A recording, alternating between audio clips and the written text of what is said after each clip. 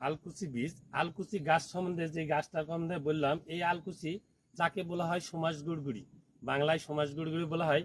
এই আলকুচি বীজ কি করবেন, এই গাছের ফল দেখবেন, এই গাছের ফল এমন একটা জিনিস, গাছ চুলকায়। এই গাছের 5টি করে ফল নেবেন, 5টি করে ফল সুন্দর করে দুধে ভিজে রাখবেন, রাত্রে ভিজে রেখে সকালবেলা এই ফলটাকে বাইর করবেন, বাইর করে সুন্দর করে ছিলে নেবেন। ছিলেলে অন্তে যে মর্যাটা বাড়বে, এই মর্যাটাকে পালিশ করে পিছালে হালকা ঘিয়ে ভাজা নেবেন।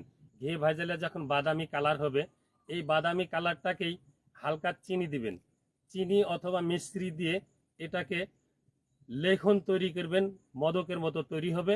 এই লেখনটা 1 পোয়া দুধের মধ্যে দিয়ে প্রত্যেক দিন কন্টিনিউ খাবেন।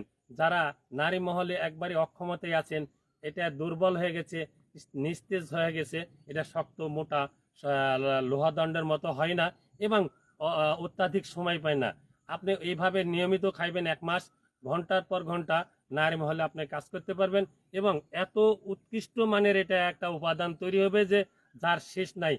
বিশ্বে বহু ওষুধ খেয়েছেন, এর মতো পাওয়ারফুল ওষুধ আর কখনো কোথাও দেখতে পাবেন না। ইনশাল্লাহ সেই ধরনেরই কাজ হবে এবং ঘন্টার পর ঘন্টা নারী মহলে আপনি ইউজ করতে পারবেন। ভালো থাকবেন, সুস্থ থাকবেন। প্রয়োজনে যোগাযোগ করবেন 01713643161 এই নাম্বারে।